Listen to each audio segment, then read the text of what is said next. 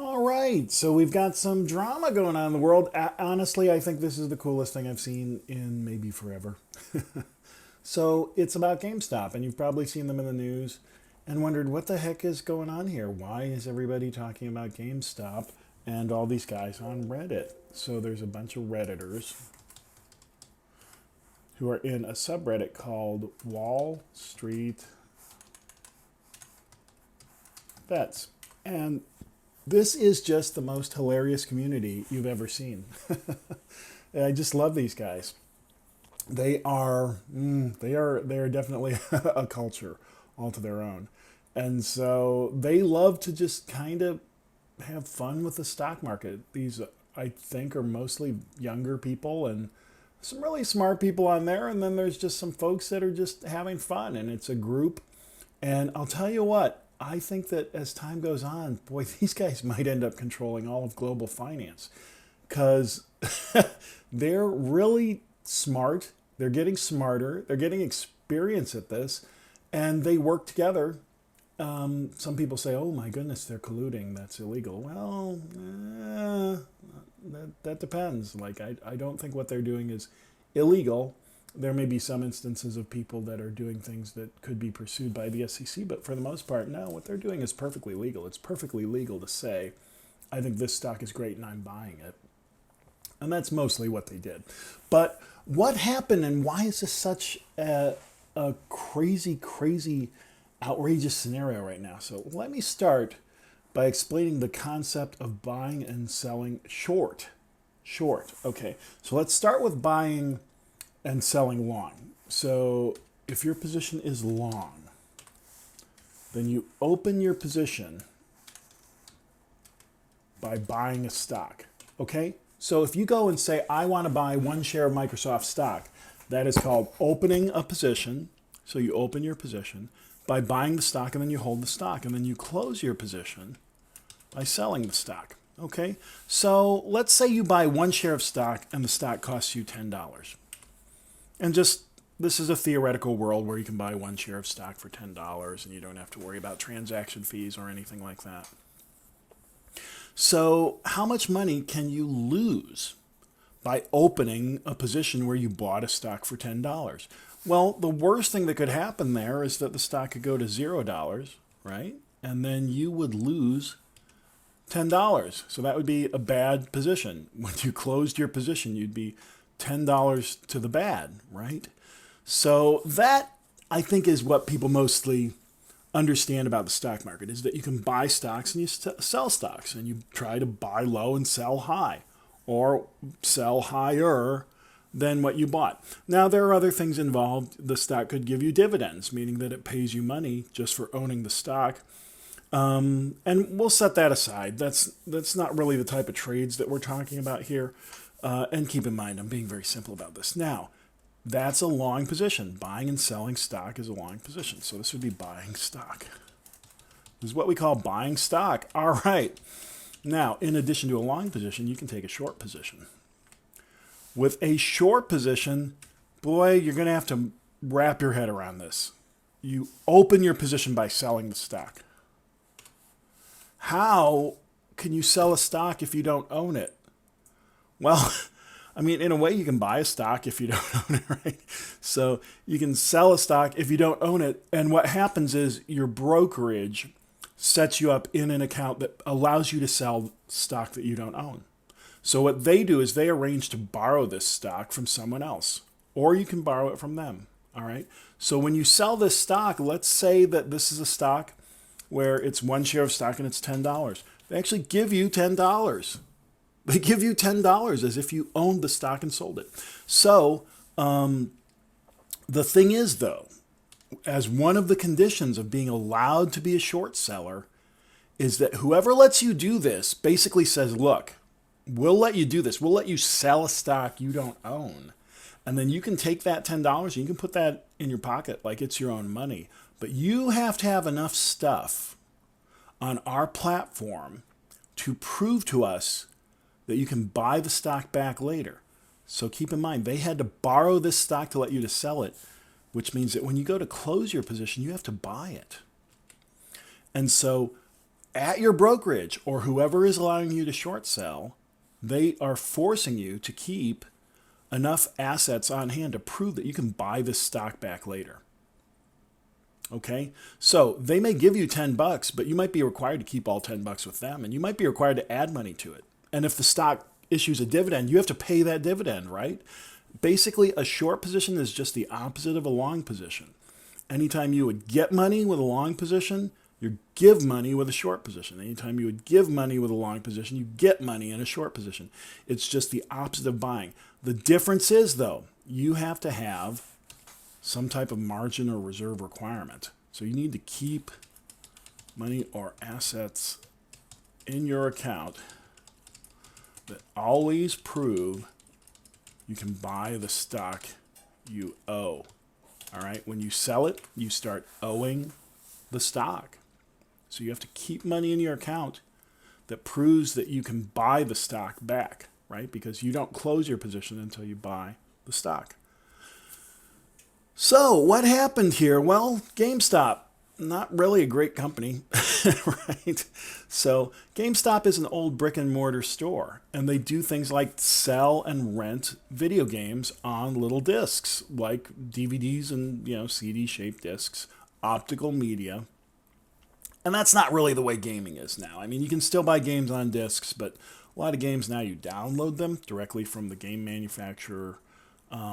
So GameStop doesn't seem to have a bright future. A lot of people mention Blockbuster Video. That's probably a good analogy, right? So now GameStop has some other things that go its way. For instance, they sell the actual game decks, like the Xboxes and the PS whatevers we're up to these days. But for the most part, think of them as kind of like Blockbuster. Now, when the Wall Street hedge funds saw this, they said, we think the price of the stock is going down, right? So the hedge funds,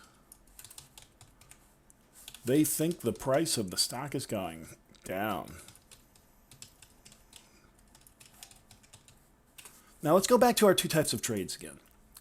You can go long or you can go short. With long, you buy and hope the price of the stock goes up so that when you sell for more money than you bought. Shorts, again, we're in bizarro world here. We're in the opposite land. What you do is you sell it first and then you have to buy it later. Well, if I sell it, then I want to buy it at less than $10. Okay. The other thing which is really kind of de minimis here is that after you sell it, you have to start paying interest to the broker because you're kind of borrowing money from them, right? You borrowed stock from them. So that's their reason for letting you do this. So you pay interest to them. But with a short, you sell it to open your position, which means you want to buy it for less than that. So if you think the price of a stock is going to go down, you should short sell it. Now, I'm not going to get into derivatives here. Just realize that there are two types of basic futures derivatives called puts and calls. So calls would be the equivalent of going long, and then puts are the equivalent of going short. I'm not going to get into that. Just realize that the macro impact of calls and puts kind of correspond to the macro impact of going long or short. This is just like, I don't know. I'm not going to explain derivatives here, but so here we go.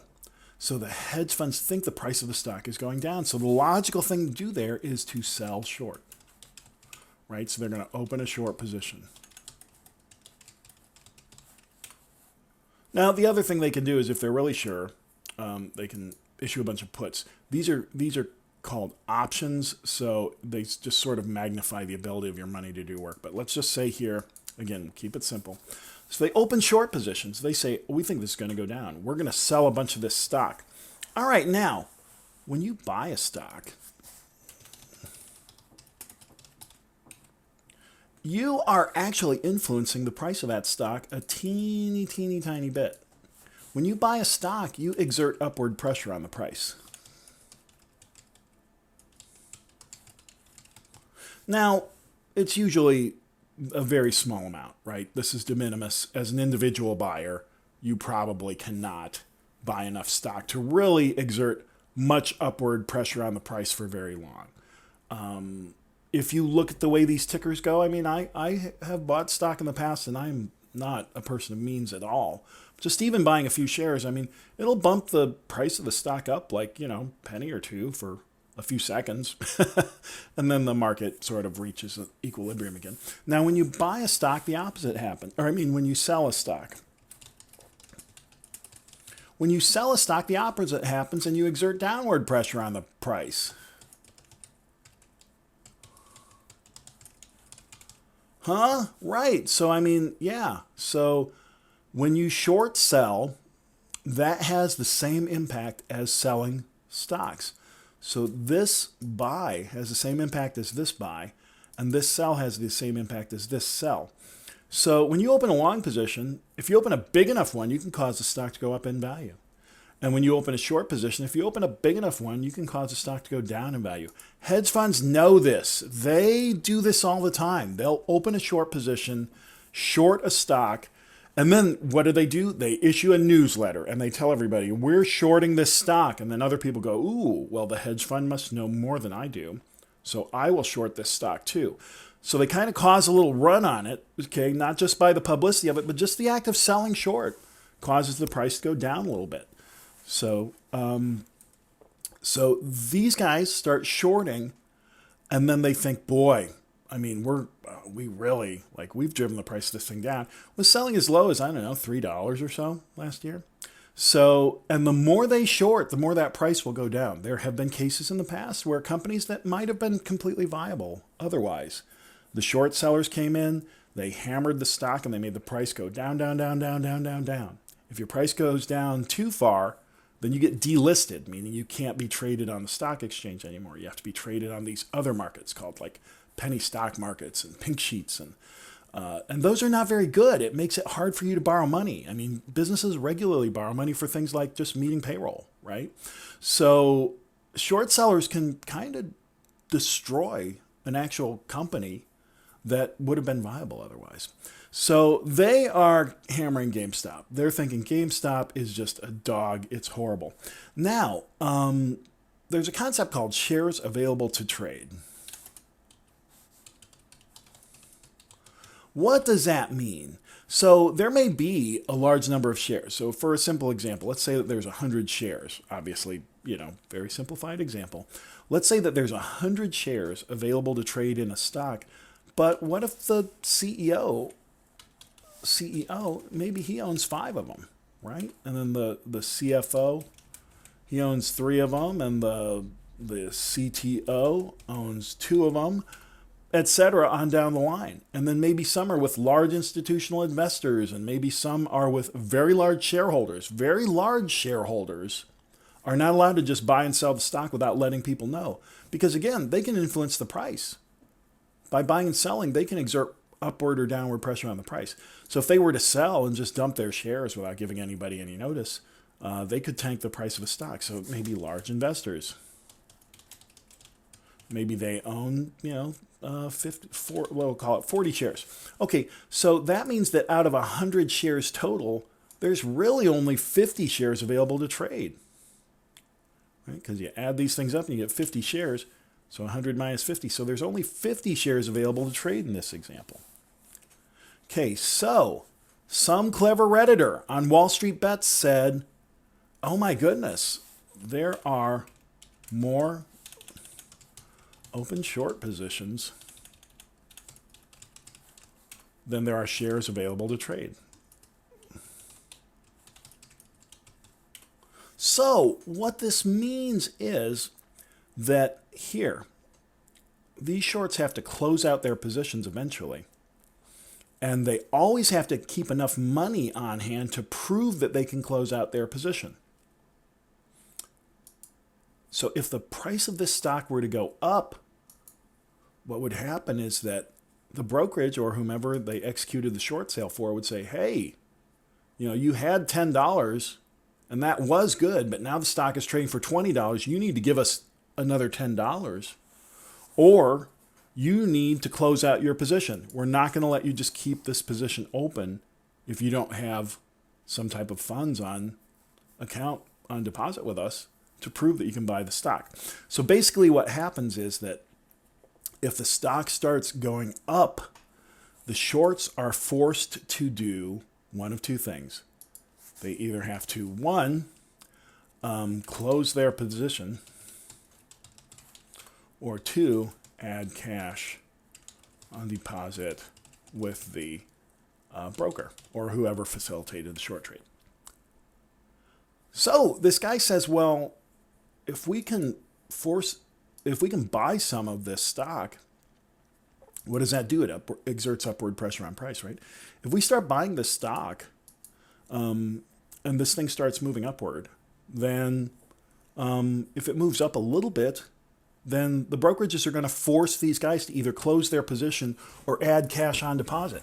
So their first resort is to add cash, right? Because a short-term move upward, they don't want to close their position. They think their position is a winner. But then eventually, they may run out of ability to keep adding cash deposits.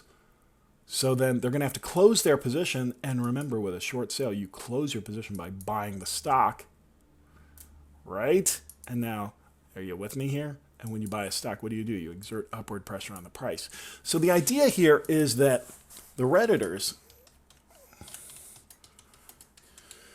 can move the stock upwards a little bit by buying some. And then the result could be that the short sellers then have to close positions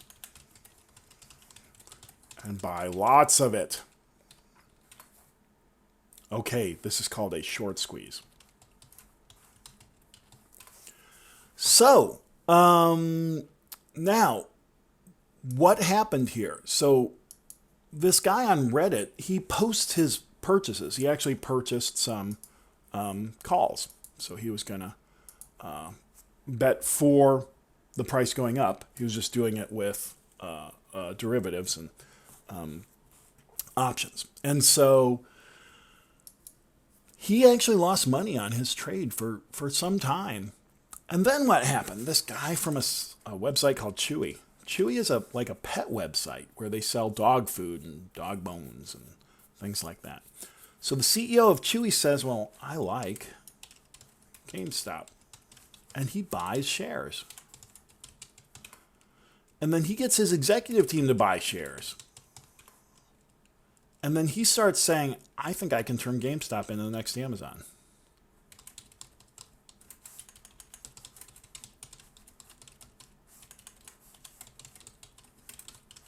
Holy cow. All right, so the share prices start to move up. Now, what did the shorts do then? The smart thing to do then would be to say, you know what? We need to close our position here. We thought this was going to go one way. Turns out it's going the other way. Like we're gonna take our punishment here. Close out our short position and just, not every trade works out. They didn't do that. What they did was, the price is going up. What can we do to make it go down?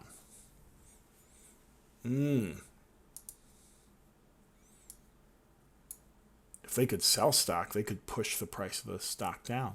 So they started shorting a whole bunch more. That's when things turned interesting because this whole Reddit subreddit started going nuts. They started buying options. They started buying the stock. They started pushing the stock up. They started negating the downward pressure that the shorts were putting on it. So the further it went up, the more shorts had to close their position by buying or put more money on deposit. Some kept trying to put money on deposit. And then they just ran out of places where they could get money. They were borrowing billions and billions of dollars from other hedge funds trying to protect their position. And eventually they just had to buy.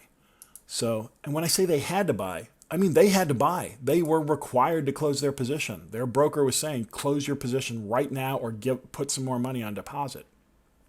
Those are your two choices. So they were trying to buy, but here's the trouble. There were more open short positions than there were shares available to trade. So even though they were trying to buy the stock in order to close their position,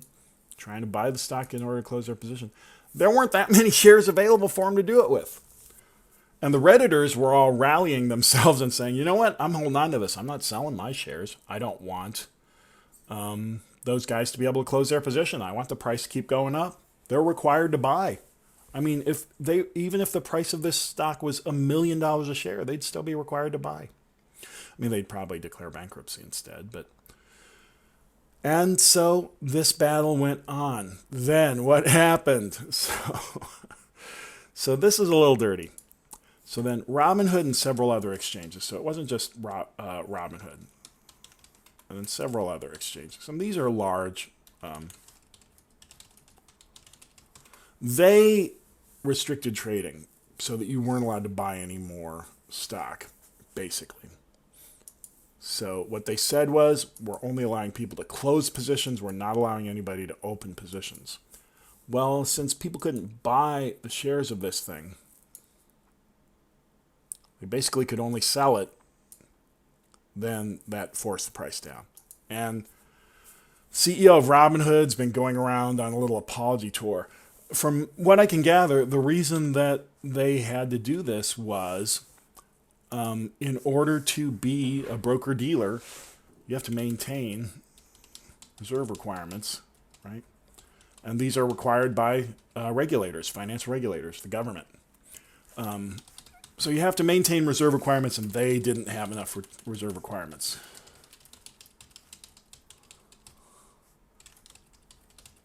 And because of that, because they didn't have enough reserve to meet the requirements, they had two choices. One was to get more funds in reserve. Whoops. And option two was to stab their customers in the back, which bailed out the shorts. And they went for this one. So, they will argue, look, no, we weren't trying to hurt our customers. We weren't trying to help the shorts. We just didn't want to get more funds. So we did something that ended up stabbing our customers in the back and bailing out the shorts, but that wasn't our intention. We just didn't want to get more money in reserve to protect our customers. We were much more comfortable screwing them over and helping the bad guys. So, if it were me, I'd get the hell off of Robinhood. This is a shitty platform to trade on.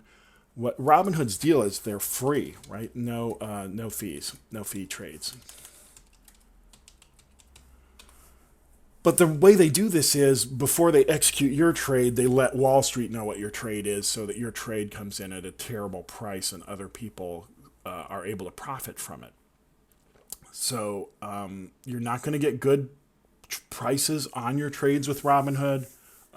They are going to make sure that Wall Street can get in there and screw up your trade. How? What am I talking about here? Okay, so when you're talking about a stock, you've got two things. You've got the bid and the ask. So, and what the bid and the ask are is, the bid represents sellers and the ask represents buyers, potential buyers. So let's say there's a stock and it's around $20. What you may find is that the bid on it is, people are saying, well, I'm willing to pay $19.97 for it. Now on the ask, what you'll see is that, maybe you got people that say, well, I want to get $20.03. All right, so if you're a buyer, then, and this is the best ask, then you end up paying $20.03. Right? Now, if you're a seller and you go to sell, you can't sell at $20.03. You're another guy asking, so you're going to get $1 or at $19.97. So, 6 cents here, it doesn't seem like much money. But this is how Wall Street makes gazillions of dollars. So here's the thing. When you look at bid and ask, each one of them has a whole book of people. So maybe there's one guy that has a quantity of one share available for $20.03. And then another guy says, well, I would sell mine, but not unless it's $20.05. And another guy says, well, I would sell mine, but not unless it's $20.17 or 7 cents. Okay, so, whoops, where'd my stuff go? 20 point. Now, on the the bid side, it works the same way. Like you got people that are willing to sell. So maybe you got a guy that says, well, I would sell my one share in 1997. But then there's another guy that says, well, I would sell mine for 19.95. Or I mean buy. I've got these backwards. My brain don't work sometimes. 19.93. Yeah, so on the bid side, these are people that are saying they'd buy. I would buy for 1997. Another guy says, well, I would buy for 1995. Another guy says, well, I would buy for 1993. So when you see the bid and ask, what you're seeing is the best bid and the best ask. So the way Robinhood makes money is they say, Joe Schmo wants to buy X stock. Whoa, get out of there. And then they let the brokerage firms know. They sort of tell Wall Street.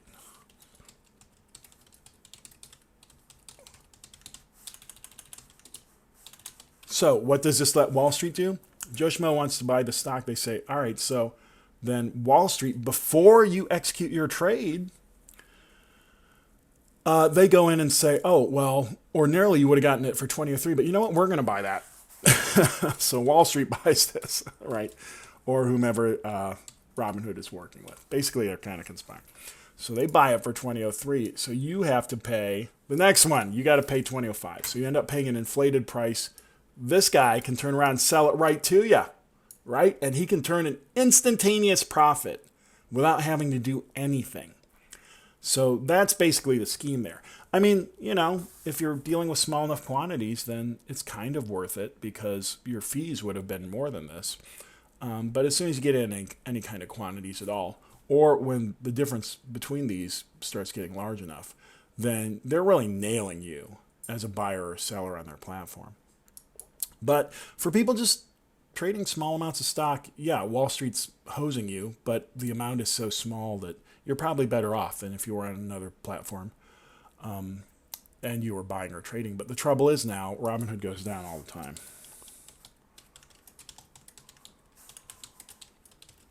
So for something like this, where you need to buy and sell at a specific time, this is not a great way to do it. So Robinhood, I would never open an account on Robinhood. Never. It's a terrible platform. And their loyalties are not really to you. So just always remember, if you're doing something and not paying for it, you are the product. Right? So they're buying and selling you. That's what Robinhood's doing here. So yeah, so they could have been loyal to their customers. They weren't. They chose to do something where their customers got stabbed in the back and they're bailed out. So that's what happened. Now, going forward, I'm not a financial advisor. I'm just an idiot on the internet. I will say that when Robinhood chose to do this, they destroyed this trade because they let the shorts get healthy. You wanted the shorts to be in bad shape where they had to buy the stock. And what Robinhood and all these other platforms essentially did was let them get healthy by buying the stock at depressed prices. So they are no longer needing to close out their positions because they closed them out for less money than they should have because Robinhood stabbed all of their customers in the back. So that's what happened. Now, my opinion going forward is, you know, this is ridiculous. There's no way that the fundamentals of GameStop warrant anything near this valuation. So doing this is just a pure momentum play. This is not going to end well if you're still hanging on to it. Old expression is, what is it? Hogs get fat. Is that it? Pigs get slaughtered. Something like that. The point is, make some profit. Don't hang around a position so long trying to make that last penny of profit. Those are the guys that get nailed. If you're still hanging on to the stock right now, man, I love you. I'm serious. I couldn't possibly say enough positive things about the spirit of these guys on Wall Street Bets. But if it were me, personally, I'd get out. I would get out. So, if you want to stick around, go ahead. And I wish you luck. I hope this thing goes to $5 million for your well-being. I wish you good fortune. Personally, I would never think that this thing's going to go up much from where it is now. And eventually what will happen is the price of this thing's going to revert back down to a valuation that's based more on the actual earnings of the company, which is nowhere near current valuation levels. So that's what I would do. It's not necessarily advice for you. You can do whatever you want. It's your money. You're a grown-ass man or woman, and you wear big boy pants, and you probably have a job, and you have a portfolio with this thing in it.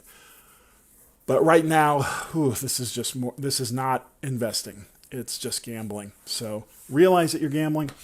And that's it. Good luck, everybody. I hope that if you're still in it, that you make a ton of money. I just don't think there's a lot more money to be made in this thing. I'd be really scared at these valuation levels, and I'd probably be looking to exit.